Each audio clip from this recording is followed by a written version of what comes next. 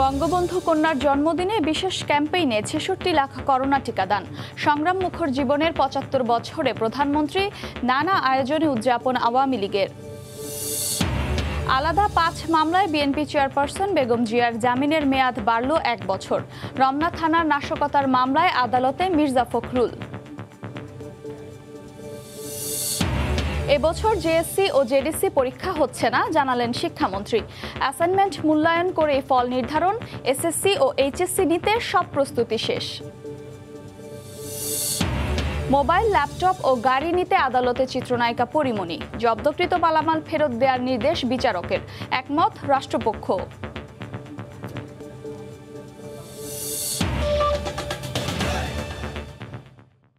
দেখছিলেন শিরোনাম। প্রবাসের সময় সঙ্গে আছি আমি আফরোজা মৌটুসী।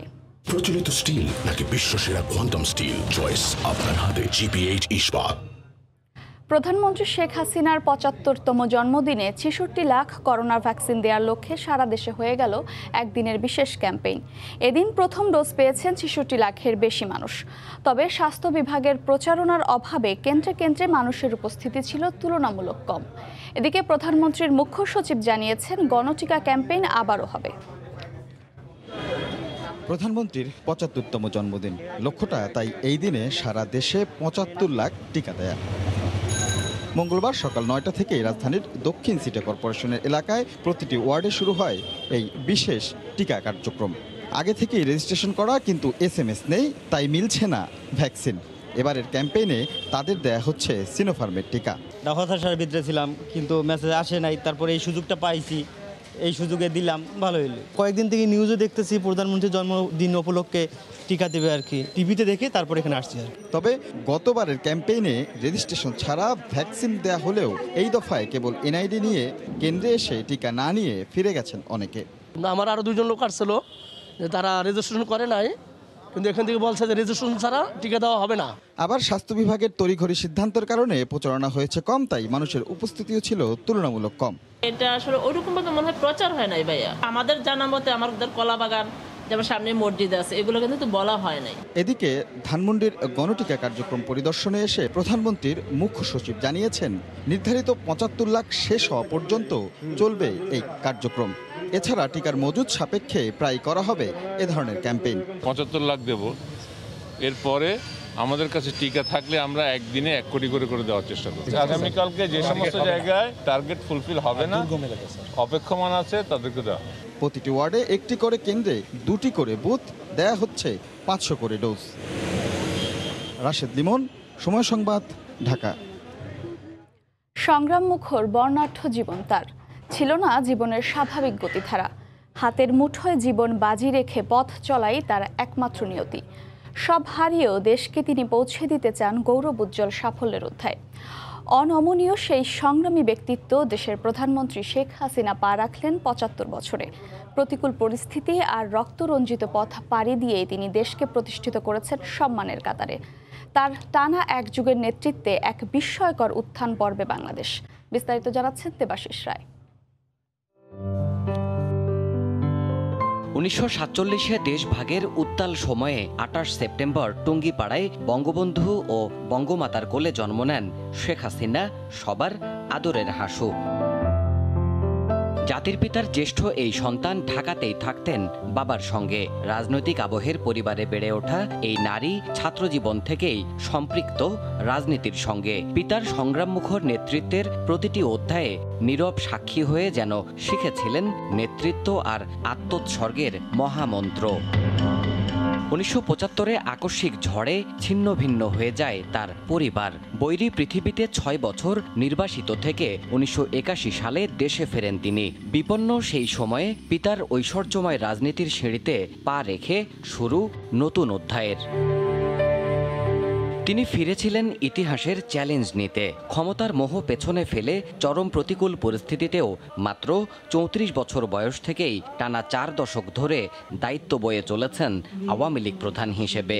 আওয়ামী লীগ রাজনৈতিক দল হিসেবে তারা তার নেতৃত্ব বেছে নেবে বা জনগণ তার নেতা বেছে নেবে। প্রধানমন্ত্রী রূপে ঘটনাক্রমে বেঁচে যাওয়া এক মহাকাব্যের ট্র্যাজেডির নায়িকা হতে হয়েছে বঙ্গবন্ধু কন্যাকে।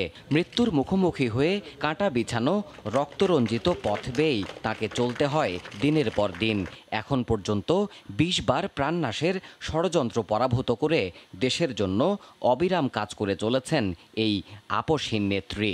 আমি সব হারিয়েছি, মা, বাবা, ভাই, বোন, কিন্তু জাতির পিতা যে আদর্শ শিক্ষা দিয়ে গেছেন তা সেই আদর্শ বুকে ধারণ করেই আমি এগিয়ে যেতে চেষ্টা করছি। 4 দশক ধরে রাজনৈতিক প্রজ্ঞা আর আপসহীন নেতৃত্বের মাধ্যমে দেশের গণতান্ত্রিক রাজনীতির মূল স্রোতধারার প্রধান নেতা হিসেবেও প্রতিষ্ঠিত হয়েছেন তিনি। বিশ্বের সবচেয়ে দীর্ঘ সময় ক্ষমতায় থাকা নারী রাজনীতিকের পালকও এখন তার মুকুটে। এক যুগের সাহসিকতায় উন্নয়নের বিষয় এখন পুরো বাংলাদেশ। বৈশ্বিক সমস্যা থেকে শোষিত নিপীড়িত মানুষের অধিকার আদায়ের সংগ্রামেও অগ্রণী শেখ হাসিনা এখন বিশ্ব নেতাদের কাতারে। অসীম ধৈর্য দিয়ে নিষ্ঠুর বেদনা পাথর চাপার কষ্ট বয়ে চলেই মানুষের সমৃদ্ধ জীবন গড়ার প্রত্যাশায় নিজেকে উৎসর্গ করা শেখ হাসিনা বহু বাধার প্রাচীর টপকে আজ ৭৫ বছরে পা রাখলেন। দেশের অগ্রযাত্রার সম্মুখে থেকে তিনি আমৃত্যু নেতৃত্ব দেবেন বলেই আশা দেশবাসীর। দেবাশিস রায়, সময় সংবাদ, ঢাকা। প্রধানমন্ত্রী শেখ হাসিনার ৭৫তম জন্মদিন উপলক্ষে রাজধানীতে আলোচনা সভা করেছে আওয়ামী লীগ। এতে বক্তব্য রাখেন দলের সাধারণ সম্পাদক ওবায়দুল কাদের। এ সময় শৃঙ্খলা মেনে নেতাকর্মীদের শেখ হাসিনার নেতৃত্বে নির্বাচনের জন্য প্রস্তুত হওয়ার আহ্বান জানান। তিনি বলেন, সংবিধান অনুযায়ী আগামী নির্বাচন হবে। এ নিয়ে রাজনৈতিক অস্থিতিশীলতা সৃষ্টির চেষ্টা করলে তা মেনে নেওয়া হবে না। বঙ্গবন্ধু কন্যা প্রধানমন্ত্রী শেখ হাসিনা পা রাখলেন ৭৫ বছরে। আমরা শেখ হাসিনার কাছে কৃতজ্ঞ। ঘাত প্রতিঘাত সয়ে স্বজনহারা দলীয় প্রধান দেশকে যে অবস্থানে উন্নীত করেছেন তার উদযাপনে জন্মবার্ষিকী উপলক্ষে এই আলোচনা সভার আয়োজন। বঙ্গবন্ধু আন্তর্জাতিক সম্মেলন কেন্দ্রে বাংলাদেশ আওয়ামী লীগ আয়োজিত এই আলোচনা সভায় সভাপতি মণ্ডলী সদস্য ডক্টর আব্দুর রাজ্জাক বলেছেন, সংবিধান অনুযায়ী আওয়ামী লীগের অধীনেই হবে জাতীয় নির্বাচন। আবার হুমকি দিচ্ছে তত্ত্বাবধায়ক সরকার। বাংলাদেশের সংবিধানে তত্ত্বাবধায়ক সরকার বলে কোনো সরকার নাই। বাংলাদেশ আর কোনোদিন তত্ত্বাবধায়ক সরকার হবে না।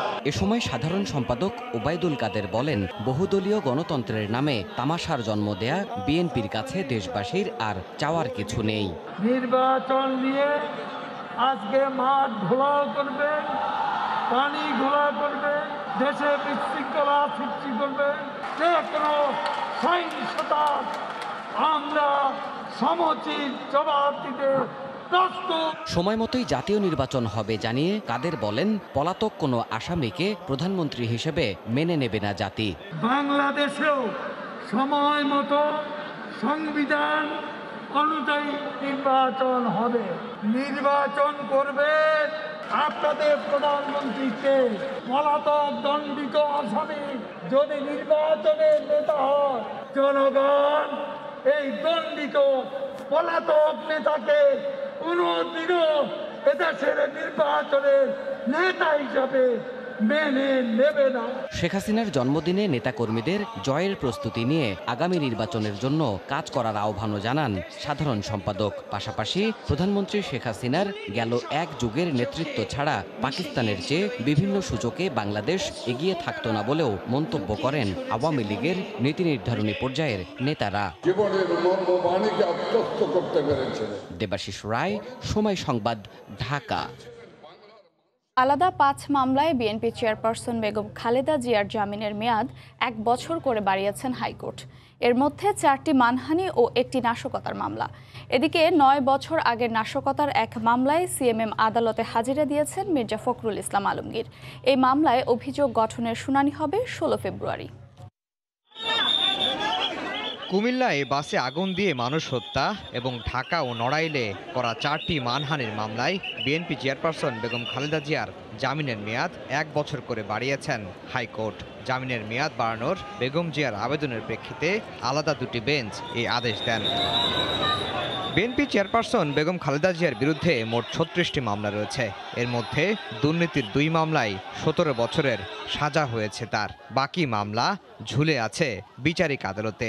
এর মধ্যে বেশ কয়েকটি মামলার কার্যক্রম স্থগিত রয়েছে। দণ্ড হওয়া 2 মামলা ছাড়া বাকি মামলাতে জামিনে আছেন বিএনপি নেত্রী। সময়ে সময়ে জামিনের মেয়াদ বাড়ছে। সেই মামলাগুলোতে আজকে 1 বছর করে জামিনের মেয়াদ বৃদ্ধি করা হয়েছে।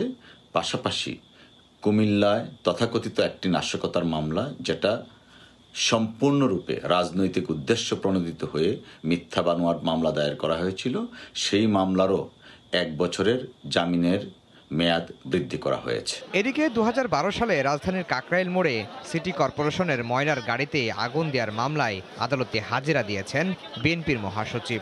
এদিন এই মামলার অভিযোগ গঠনের শুনানির দিন ধার্য থাকলেও তা পিছিয়ে দেওয়া হয়। এটা অ্যাবসলিউটলি এ পলিটিক্যাল কেস। এত বৃহৎ রাজনৈতিক দলের মহাসচিব একটা ময়লার গাড়ি পোড়ানোর জন্য সকাল 7টায় উত্তরার থেকে আসবে, এইটা আনবিলিভেবল। 16 ফেব্রুয়ারি মির্জা ফখরুলের নাশকতার মামলার পরবর্তী শুনানির দিন ধার্য করা হয়েছে। আফজাল হোসেন, সময় সংবাদ, ঢাকা। আকাশে বিমানের রঙের খেলা।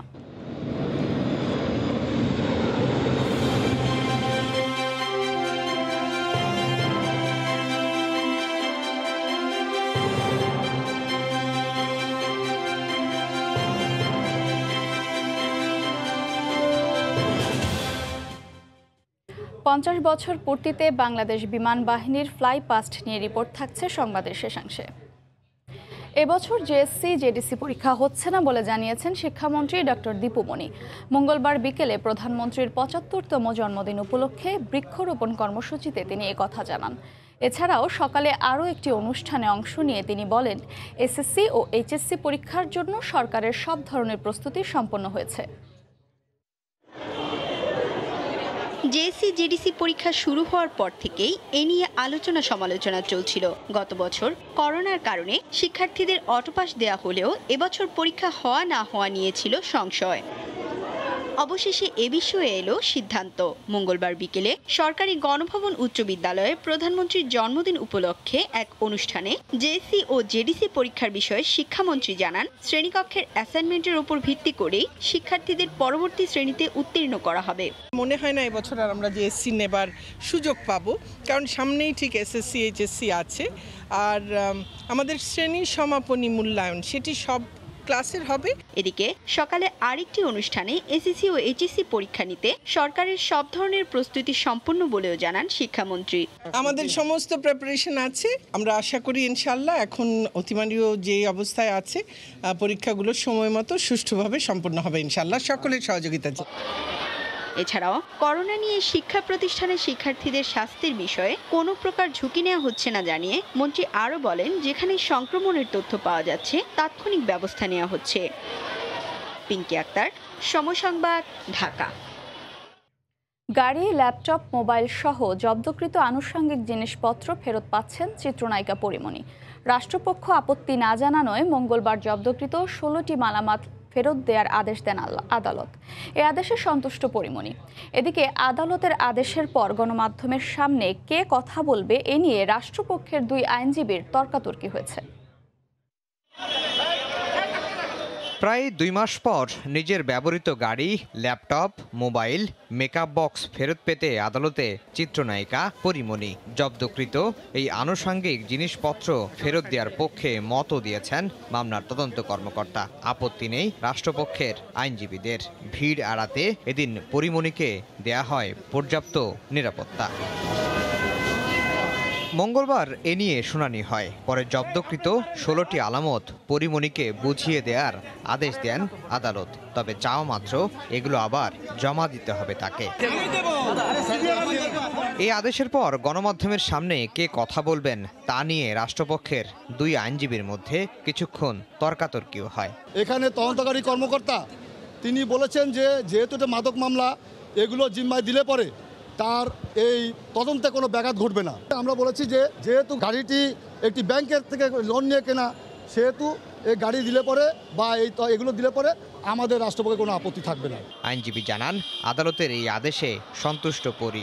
গাড়ি না থাকায় এতদিন নিরাপত্তাহীনতায় ছিলেন বলেও জানান তিনি। বাসার ঠিকানাটা সবাই জেনে দেওয়ায় প্রতিদিনই তার বাসার সামনে লোকজন ভিড় করে এবং নিরাপত্তাহীনতায় ভুগতেছেন উনি, যার কারণে গাড়িটি তার খুবই এসেনশিয়াল ছিল এবং তিনি সন্তুষ্ট যে গাড়িটি জিম্মায় পেলেন। আগামী 10 অক্টোবর এই মামলায় অভিযোগপত্র দাখিলের দিন ধার্য রয়েছে। গত 4 আগস্ট পরিমণিকে গ্রেফতার করে র্যাব। 27 দিন জেল খাটার পর 1 সেপ্টেম্বর কারামুক্ত হন এই চিত্রনায়িকা। আফজাল হোসেন, সময় সংবাদ, ঢাকা। রোগীর সংখ্যা আগের চেয়ে সামান্য কমলেও এখনও নিয়ন্ত্রণহীন ডেঙ্গু পরিস্থিতি। শিশুদের আক্রান্ত হওয়ার চিত্র উদ্বেগজনক। রোগী আসছে ঢাকার বাইরে থেকেও। খালি নেই হাসপাতালে ডেঙ্গু কর্নারের শয্যা। চিকিৎসকদের সংখ্যা বৃষ্টির কারণে আগামী মাসের শুরুতে ডেঙ্গু পরিস্থিতির আরও অবনতি হতে পারে। 24 ঘন্টায় ডেঙ্গু আক্রান্ত হয়ে 219 জন হাসপাতালে ভর্তি হয়েছেন, মারা গেছেন 2 জন। ফারুক ভুঁইয়া রবিনের রিপোর্ট। ডেঙ্গু আক্রান্ত হয়ে 1 সপ্তাহের বেশি সময় ধরে নানা সমস্যায় ভুগছেন 8 বছরের শিশু শফিকুর রহমান। মুন্সিগঞ্জ থেকে সোমবার ভর্তি করা হয় ঢাকা শিশু হাসপাতালে। শারীরিক অবস্থা আরও অবনতি হলে লাগতে পারে আইসিইউ। ট্রিটমেন্ট করবো, আমি তো পারতেছি না, আমি অনেক ধারণা করে আমি টাকা নিয়ে আসছি। শফিকের মতো গত 7 দিনে অর্ধশত শিশু ডেঙ্গু নিয়ে ভর্তি হয়েছেন এই হাসপাতালে। আগের তুলনায় চাপ কমলেও এখনও রোগীতে পূর্ণ ডেঙ্গু কর্নারের সব শয্যা।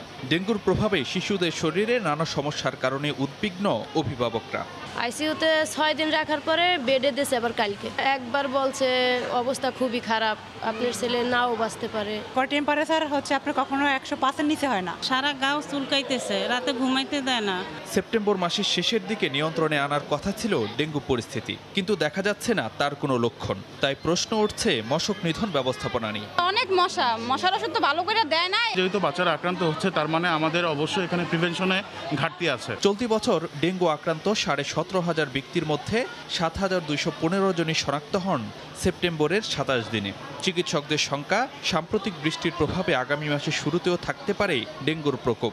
এখনও ছেড়ে ছেড়ে বৃষ্টি হচ্ছে, যে কারণে আরও লেনদেনিং হবে এই বিষয়টা। যে মসকিউটোগুলি আমাদের প্রজননে রয়েছে তারা তো বড় হবে, অসুস্থ মানুষকে কামড়াবে, তার নিকটস্থ মানুষকে কামড়াবে এবং এটা সার্কুলেট করতে থাকবে। শুধু ডেঙ্গুই নয়, মৌসুম পরিবর্তনজনিত নানা রোগে আক্রান্ত শিশুদের নিয়েও হাসপাতালে ভিড় করছেন অভিভাবকরা। ফারুক ভুঁইয়া, রবিন, সময় সংবাদ। বদলে যাচ্ছে কক্সবাজারের মহেশখালীর মাতারবাড়ি। মাথা তুলছে বিদ্যুৎ কেন্দ্র, যেটিতে ভিড়ছে একের পর এক নির্মাণ সামগ্রীবাহী জাহাজ। প্রকল্পের প্রায় 56% কাজ শেষ। 2024 সালের জানুয়ারিতে বিদ্যুৎ কেন্দ্রের প্রথম ইউনিট ও জুলাইয়ে দ্বিতীয় ইউনিট উৎপাদনে আসবে বলে জানিয়েছেন প্রকল্প পরিচালক। প্রকল্প পরিদর্শন শেষে স্বরাষ্ট্রমন্ত্রী জানান, উন্নয়নের হাব হচ্ছে মহেশখালীর মাতারবাড়ি। এই প্রকল্পের নিরাপত্তা নিশ্চিতে সব ব্যবস্থা নেওয়া হচ্ছে। আরও জানাচ্ছেন সুজাউদ্দিন রুবেল। বছর 4 আগে কক্সবাজারের মাতারবাড়ির দিগন্ত বিস্তৃত জমিতে চোখে পড়তো শুধু লবণ চাষ। দিন পাল্টে এখন সেখানে টারবাইন, চিমনি মাথা তুলে উকি দিচ্ছে। বিদ্যুৎ কেন্দ্র সহ পুরো প্রকল্প এলাকা প্রাকৃতিক দুর্যোগ থেকে রক্ষা করতে হাজার হাজার বিঘা জমি বালি ও মাটি দিয়ে ভরাট করে সমুদ্রপৃষ্ঠ থেকে কয়েক মিটার উঁচু করা হয়েছে। নির্মাণ করা হচ্ছে বিদ্যুৎ কেন্দ্র। একই সঙ্গে এগিয়ে যাচ্ছে গভীর সমুদ্রে একটি বন্দর নির্মাণের পরিকল্পনাও। তীরে জেটি তৈরির কাজও এগিয়েছে অনেকটা, ভিড়ছে জাহাজও। পাওয়ার প্ল্যান্টের কাজ পুরো জমি চলতেছে, এখন বয়লার এবং টারবাইন জেনারেটর ইকুইপমেন্ট বসানোর কাজ চলতেছে এবং এই কাজগুলো নির্ধারিত সময়ের সাথেই শেষ হয়ে যাবে। দেশের দক্ষিণের এই প্রকল্প বাস্তবায়ন হলে দেশের অর্থনীতিকে বদলে দিতে বড় ভূমিকা রাখবে বলে আশা স্থানীয় জনপ্রতিনিধির। এই মাতারবাড়িতে বন্দর হতে যাচ্ছে, এই মাতারবাড়িতে বিদ্যুতের হাব হতে যাচ্ছে। এই মাতারবাড়িকে কেন্দ্র করে, এই মহেশখালীকে কেন্দ্র করে আমাদের অর্থনৈতিক অঞ্চলগুলি গড়ে উঠছে, পর্যটন কেন্দ্র গড়ে উঠছে। অর্থাৎ পুরো বাংলাদেশের অর্থনীতির একটি অন্যতম চালিকা শক্তি হিসাবে কক্সবাজার জেলার মহেশখালী উপজেলা এবং বিশেষ করে এই মাতারবাড়ি। মঙ্গলবার দিনব্যাপী মাতারবাড়ি বিদ্যুৎ প্রকল্প ও গভীর সমুদ্র বন্দর নির্মাণের প্রকল্প কাজ পরিদর্শন করেন স্বরাষ্ট্রমন্ত্রী আসাদুজ্জামান খান কামাল। নিরাপত্তা ইস্যুতে বৈঠক করেন রাষ্ট্রের উচ্চ পর্যায়ের আইনশৃঙ্খলা বাহিনীর প্রধানদের সঙ্গে। উন্নয়নের হাব হচ্ছে মহেশখালীর মাতারবাড়ি, তাই প্রকল্পের নিরাপত্তা নিশ্চিতে সব ব্যবস্থা নেওয়া হচ্ছে বলে জানান স্বরাষ্ট্রমন্ত্রী। প্রজেক্টগুলোর সিকিউরিটির প্রশ্নে আমরা আলোচনা করছি। আলোচনায় আমরা এটা যাতে সিকিউর থাকে তার ব্যবস্থা আমরা সঠিকভাবে আমরা গ্রহণ এখনও চলছে এবং ভবিষ্যতে আরও সুন্দরভাবে অর্গানাইজড ওয়েতে যাতে করা যায় সেটার আমরা সিদ্ধান্ত নিতে যাচ্ছি। প্রায় 36,000 কোটি টাকা ব্যয়ে 600 মেগাওয়াটের 2টি ইউনিট নিয়ে 1200 মেগাওয়াটের একটি কয়লা ভিত্তিক বিদ্যুৎ কেন্দ্র হচ্ছে মাতারবাড়িতে। সঙ্গে চলছে দেশের প্রথম গভীর সমুদ্র বন্দর নির্মাণের কাজও। আগামী দিনের বাংলাদেশের অর্থনীতির গতি প্রকৃতিতে মূল ভূমিকা রাখবে এই মাতারবাড়ি। আর তাই সমৃদ্ধশালী এ দ্বীপের নিরাপত্তা নিশ্চিত করা এখন সরকারের জন্য বড় চ্যালেঞ্জ। সুজাউদ্দিন রুবেল, সময় সংবাদ, মাতারবাড়ি, কক্সবাজার। হেফাজতের নেতা মাওলানা মামুনুল হকের সমালোচনা করে ফেসবুকে পোস্ট দেওয়ার অপরাধে পুলিশের দায়ের করা ডিজিটাল নিরাপত্তা আইনের মামলায় প্রায় 7 মাস কারাগারে থাকার পর মুক্তি পেলেন ঝুমন দাস। সন্ধ্যা 6:30টায় সুনামগঞ্জ কেন্দ্রীয় কারাগার থেকে মুক্তি পান তিনি। কারাগার থেকে বেরিয়ে সবার প্রতি কৃতজ্ঞতা জানান ঝুমন দাস। গত বৃহস্পতিবার হাইকোর্ট থেকে জামিনের আদেশ দেওয়া হয়। মঙ্গলবার বিকেলে সুনামগঞ্জ আদালতে জামিনের আদেশ পৌঁছালে তাকে মুক্তির আদেশপত্র কারাগারে পাঠান বিচারক। গত 16 মার্চ সাল্লার নোয়াগাঁও গ্রামের ঝুমন দাসের ফেসবুক আইডি থেকে হেফাজতে ইসলামের সাবেক নেতা মাওলানা মামুনুল হককে সমালোচনা করে পোস্ট দেওয়া হয়। এরই প্রতিক্রিয়ায় হেফাজতের সমর্থকরা 17 মার্চ হিন্দু অধ্যুষিত নোয়াগাঁও গ্রামের 88 বাড়িতে হামলা, লুটপাট ও ভাঙচুর চালায়। ডিজিটাল নিরাপত্তা আইনের মামলায় সেদিনই ঝুমন দাসকে গ্রেফতার করে পুলিশ।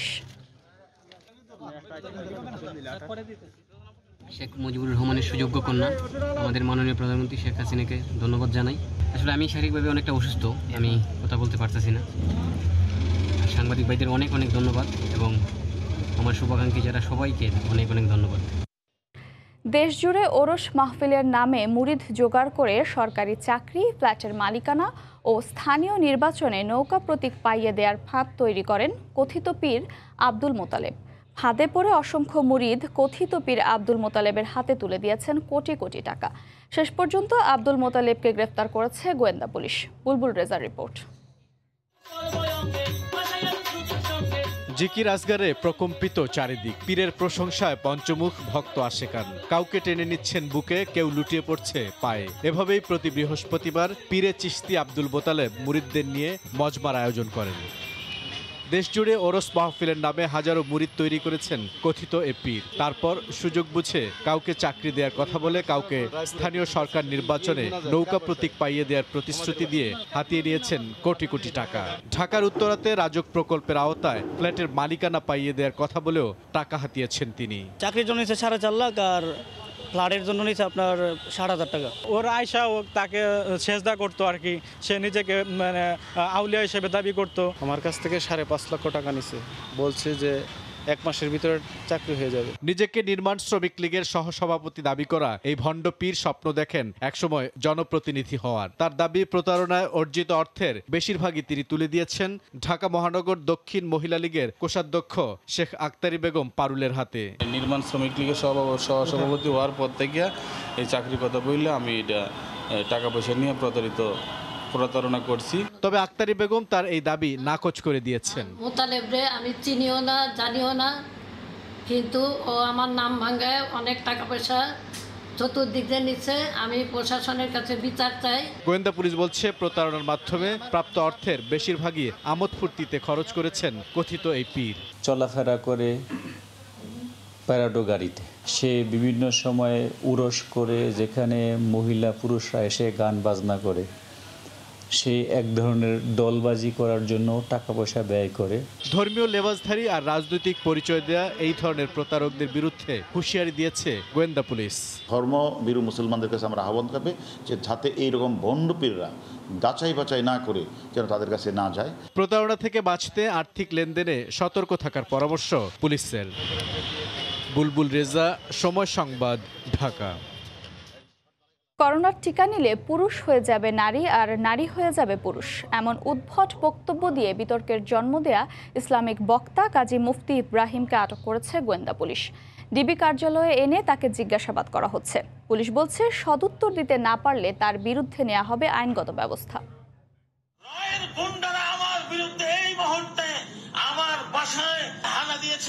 কাজী মুফতি ইব্রাহিম সোমবার রাতে সামাজিক যোগাযোগ মাধ্যম ফেসবুকে লাইভে এসে দাবি করেন তাকে ভারতীয় গোয়েন্দা সংস্থা গ্রেফতার করতে এসেছে।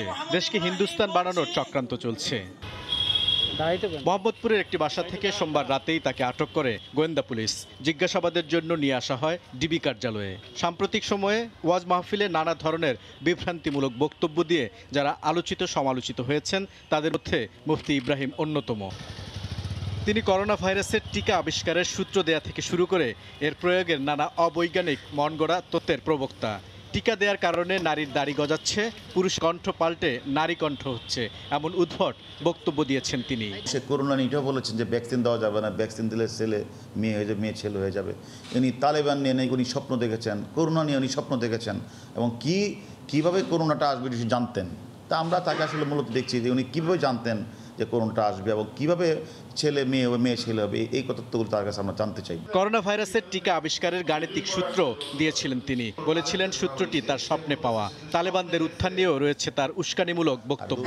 এই ডিজিটাল প্ল্যাটফর্মের মাধ্যমে অসত্য তথ্য বা বিভ্রান্ত তথ্য প্রচার করছে। ধর্মীয় যে উস্কানি যেটা বলে, সে ধর্মীয় উস্কানি দিচ্ছে এবং প্রায়শই বলে যে দেশে হিন্দুস্তানি দালাল রয়্যাল এজেন্টে ভরে গেছে। তাহলে যে কারা এগুলি করছে, কারা রয়্যাল এজেন্ট, কারা হিন্দুস্তানি দালাল, সেটা আমি তার কাছে জিজ্ঞাসাবাদ করব।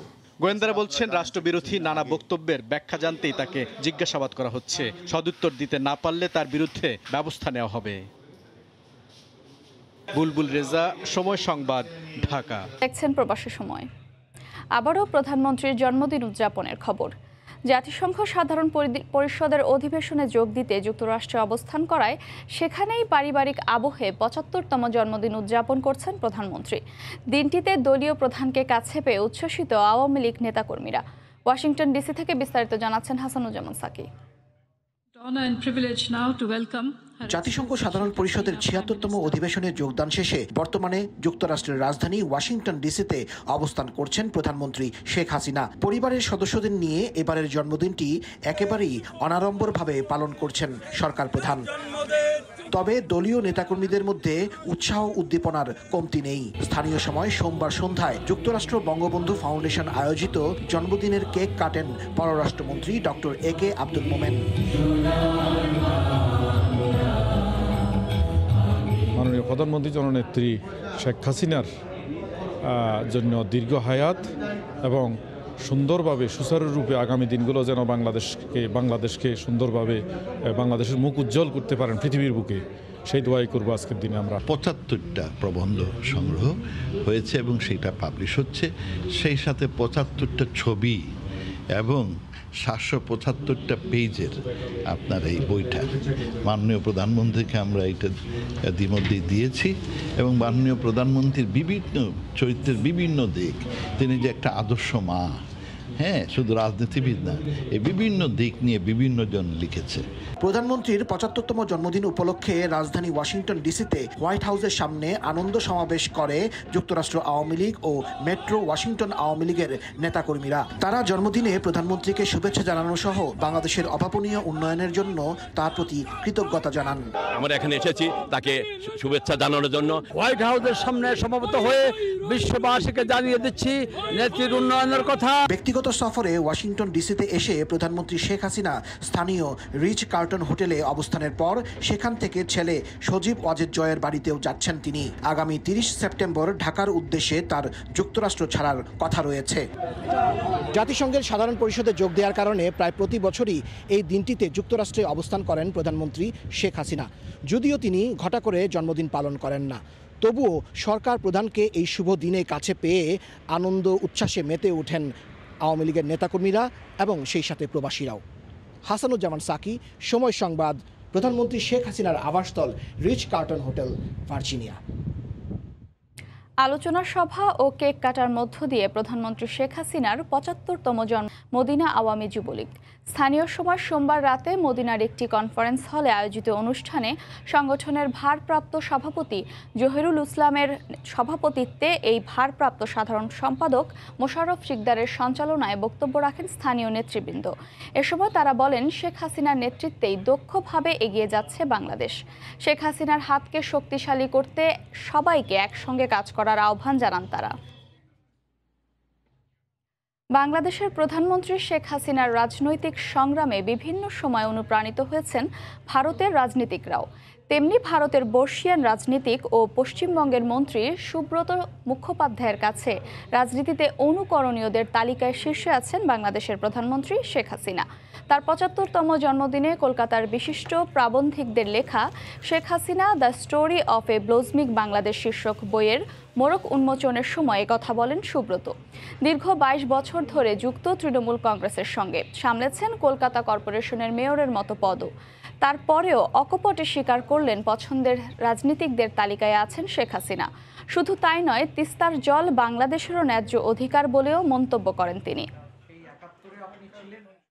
বাংলাদেশের সঙ্গে ব্রিটেনের সম্পর্ক উন্নয়নে লেবার পার্টি সবচেয়ে বেশি আন্তরিক বলে মন্তব্য করেছেন জাতির জনক বঙ্গবন্ধু শেখ মুজিবুর রহমানের নাতনি ও British MP Tulip Siddiq. Labour Friends of বাংলাদেশের সার্বিক কনফারেন্সে লেবার পার্টির শীর্ষ নেতারা বক্তব্য রাখেন। বলেন, ব্রিটেনের যে কোনো চ্যালেঞ্জ মোকাবিলায় বাংলাদেশি কমিউনিটির সহযোগিতা প্রয়োজন। শোয়েব কবিরের রিপোর্ট। লেবার ফ্রেন্ডস অব বাংলাদেশের অনুষ্ঠানটি অনেকটাই লেবার পার্টির প্রভাবশালী নেতাদের মিলন মেলায় পরিণত হয়। ব্রিটিশ রাজনীতিবিদরা বাংলাদেশি কমিউনিটির সাফল্য এবং ধারাবাহিক অগ্রযাত্রার প্রশংসা করে বলেন, আগামীতে যে কোনো চ্যালেঞ্জ মোকাবিলায় বাংলাদেশি কমিউনিটির সহযোগিতা দরকার। We are great friends of Bangladesh and always have been great friends of Bangladesh from the days of independence. And I hope in the coming years again, with my Bondu, we can go to Bangladesh again. জাতির জনক বঙ্গবন্ধুর নাতনি tulip Siddique মনে করেন, বাংলাদেশের সঙ্গে ব্রিটেনের সম্পর্ক উন্নয়নে সবচেয়ে বেশি আন্তরিক ভূমিকা রাখে labour party. The Labour Party, we want Britain to be open, we want London to be open, and we want to make sure that we welcome people who are struggling in their own countries, and we want to provide a safe haven. আমি সবাইকে বলি যারা বাঙালি, join the Labour Party, and there's 4 of us now, British Bangladeshi MPs. We need more. So Bangladesh এবং labour party যে British Bangladeshi যে বংশোদ্ভূত যে পলিটিশিয়ানরা আছেন, তারা বাংলাদেশের সাথে যুক্তরাজ্যের সম্পর্ক উন্নয়নে একটি অসামান্য অবদান রাখছেন। ব্রিটেনের রাজনীতিতে বিশেষ করে লেবার দলে বাংলাদেশি এমপিরা তাদের অবস্থান দিন দিন আরো সুদৃঢ় করছেন বলে মনে করেন লেবার পার্টির শীর্ষ নেতারা। শোয়েব কবির, সময় সংবাদ, লন্ডন। বর্ণাঢ্য আয়োজনে প্রতিষ্ঠার 50 বছর উদযাপন করল বাংলাদেশ বিমান বাহিনী। বিশেষ দিনটিকে ঘিরে বাহিনীর নানা অনুষ্ঠানের মধ্যে আকর্ষণের কেন্দ্রবিন্দুতে ছিল বিমান ও হেলিকপ্টারের সমন্বয়ে ফ্লাই পাস্ট প্রদর্শন।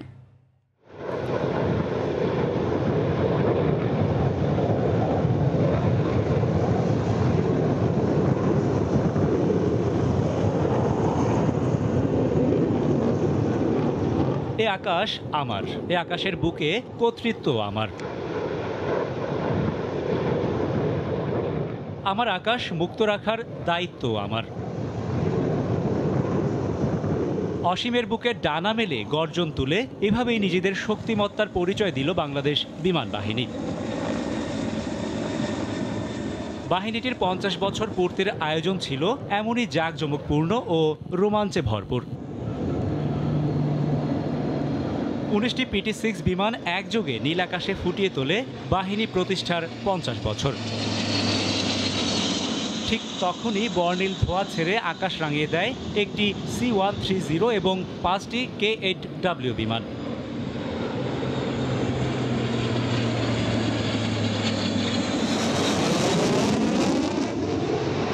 এক পর্যায়ে ধেয়ে আসে MiG-29 সঙ্গে নিয়ে 4টি F-7 যুদ্ধ বিমান সম্মিলিতভাবে তৈরি করে ভিক্টোরি ফরমেশন। বাংলার আকাশ মুক্ত রাখার প্রত্যয়ে 1971 সালের 28শে সেপ্টেম্বর জন্ম নেয় বাংলাদেশ বিমান বাহিনী। রাশেদ বাপ্পি, সময় সংবাদ, ঢাকা। শিশুদের চিত্রাঙ্কন প্রতিযোগিতা আয়োজনের মাধ্যমে প্রধানমন্ত্রী শেখ হাসিনার জন্মদিন উদযাপন করল ঢাকা উত্তর সিটি কর্পোরেশন। গুলশানের শাহাবুদ্দিন আহমেদ পার্কে এই উপলক্ষে আয়োজিত অনুষ্ঠানে বক্তারা বলেন, শেখ হাসিনার নেতৃত্বে দুর্বার গতিতে এগিয়ে যাচ্ছে দেশ। ইট পাথরের নগরে কচি কাচার মেলা, বাহারি রং আর ড্রয়িং খাতা নিয়ে কোমলমতিদের যেন রাজ্যের ব্যস্ততা। প্রধানমন্ত্রী শেখ হাসিনার জন্মদিন উপলক্ষে শিশুদের নিয়ে ঢাকা উত্তর সিটি কর্পোরেশনের এই আয়োজন। বিশেষ দিনের বিশেষ আয়োজনের মধ্যমণি শিশুরাই, আর তাই আনন্দও যেন বাঁধ ভাঙা। আজকে প্রধানমন্ত্রীর জন্মদিন, তাই জন্যে আমি ছবি আঁকছি, বঙ্গবন্ধুর ছবি এঁকেছি, তারপর দৃশ্য আঁকলাম, শেখ হাসিনার ছবি আঁকলাম। আমরা করব জয়, আমরা করব জয় একদিন। চিত্রাঙ্কনের পাশাপাশি ছিল আলোচনা অনুষ্ঠান। অতিথিরা বলেন, প্রধানমন্ত্রী শেখ হাসিনার নেতৃত্বে বাংলাদেশের অগ্রযাত্রা দমিয়ে রাখার সাধ্য নেই কারো। এ সময় দেশ গঠনে তরুণদের আরও এগিয়ে আসার আহ্বান জানান বক্তারা। আমরা অনেক বেশি ঋণী আমাদের মাননীয় প্রধানমন্ত্রীর কাছে। 1981 সনে বাংলাদেশে আসার পরে মানুষের সমস্যা বলে চিহ্নিত করেছেন এবং এই সমস্যাবলীকে সমাধানের জন্য উনি পরিকল্পনা নিয়েছেন এবং তা করা হয়েছে। আমরা সবাই মিলে যদি মাননীয় প্রধানমন্ত্রীর নেতৃত্বে নির্দেশনায় চলতে পারি, অবশ্যই 2041 সালের আগে এটা উন্নত বাংলাদেশ হবে। আলোচনা ও চিত্রাঙ্কনের পাশাপাশি প্রধানমন্ত্রীর জন্মদিনে করোনা ভ্যাকসিনের বিশেষ ক্যাম্পেইনের উদ্বোধন করেন উত্তরের মেয়র।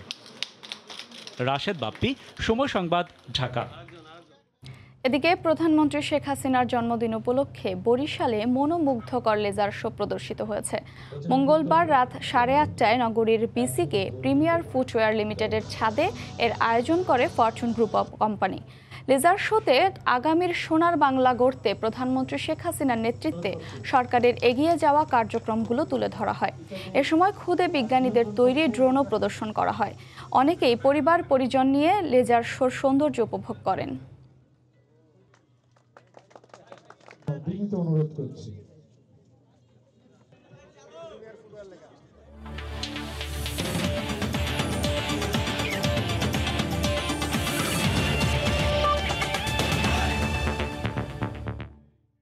অতীত ইতিহাস ভুলে নতুন শুরুর আশায় সাফ চ্যাম্পিয়নশিপে অংশ নিতে মালদ্বীপে গেছে বাংলাদেশ জাতীয় ফুটবল দল। যাওয়ার আগে আবারও শিরোপার আশা দেখিয়ে গেলেন ফুটবলাররা। আসর শুরুর 2 দিন আগে মালদ্বীপের উদ্দেশ্যে যাত্রা বাংলাদেশ জাতীয় ফুটবল দলের। লক্ষ্যটা সাফের ট্রফি পুনরুদ্ধার। 23 সদস্যের দলের সাথে কোচিং স্টাফরা দেশ ছাড়লেন উৎফুল্ল মনে। তবে খানিকটা বিড়ম্বনায় পড়তে হয়েছে। সাময়িক জটিলতার কারণে ফ্লাইট ছেড়েছে 1 ঘন্টা দেরিতে। দলের সাথে আছেন টেকনিক্যাল ডিরেক্টর পল স্মলিও। মালদ্বীপে কঠিন চ্যালেঞ্জ অপেক্ষা করছে বাংলাদেশের জন্য, তবু স্বপ্নের সীমা নেই। তপু বর্মনও আশাবাদী। কোয়ালিটি এবং প্লেয়ার বাইসিস যদি আপনি যদি কথা বলেন, আমরা কিন্তু ততটা পিছনে নাই, কিন্তু আমাদের ওইরকম অ্যাবিলিটি আছে একটা ভালো রেজাল্ট করে। এবং এখনকার প্লেয়ারদের যেই আমি দেখি যে তারা খুবই মোটিভেট এবং তাদের খুবই সিরিয়াসনেস, তারা অনেক পার্সোনাল ট্রেনিং করে। এবং যদি একটা টিম টিমওয়ার্ক ভালোভাবে যদি আমরা করতে পারি, অবশ্যই একটা ভালো আশাজনক একটা রেজাল্ট করতে পারবো। মালদ্বীপে বায়োবাবলে থাকতে হবে ফুটবলারদের, তবে কোয়ারেন্টাইনের ঝামেলা পোহাতে হবে না। নেগেটিভ ফলাফল নিয়েই মাঠে নামার সুযোগ পাবেন। তাই অনুশীলনে তেমন কোনো বাধা থাকছে না লাল সবুজ প্রতিনিধিদের। অল্প সময়ে দ্বীপ দেশটির সাথে মানিয়ে নেওয়ার লক্ষ্য বাংলাদেশ অধিনায়কের। স্বপ্ন ইতিবাচক ফুটবলের। আমরা অনেক দিন পর আমরা সাফ চ্যাম্পিয়ন হইতে পারি না, সো সবাই এটা চিন্তা করে আজকে এই টুর্নামেন্ট আমরা চ্যাম্পিয়ন হইলে দেশের জন্য ভালো, ফুটবলের জন্য ভালো, আর নিজের জন্য ভালো। সো আমরা সবাই চেষ্টা করব। লেটার চলে গেছে কারণ ওর পাসপোর্ট ইস্যু ছিল। সো এখন আরও 3টা প্লেয়ার আছে, মতিন, সুফিল আর সুমন ভাই। সো ওরা চেষ্টা করব, ওরা ট্রাই করব। সাফ চ্যাম্পিয়নশিপের প্রথম ম্যাচে 1 অক্টোবর শ্রীলঙ্কার মুখোমুখি হবে বাংলাদেশ। তারেক হাসান শিমুল, সময় সংবাদ, ঢাকা। এ পর্যায়ে শীর্ষ সংবাদগুলো জানিয়ে দিচ্ছি আরেকবার। বঙ্গবন্ধু কন্যার জন্মদিনে বিশেষ ক্যাম্পেইনে 66 লাখ করোনা টিকাদান। সংগ্রাম মুখর জীবনের 75 বছরে প্রধানমন্ত্রী, নানা আয়োজনে উদযাপন আওয়ামী লীগের। মোবাইল, ল্যাপটপ ও গাড়ি নিতে আদালতে চিত্রনায়িকা পরিমণি। জব্দকৃত মালামাল ফেরত দেওয়ার নির্দেশ বিচারকের, একমত রাষ্ট্রপক্ষ।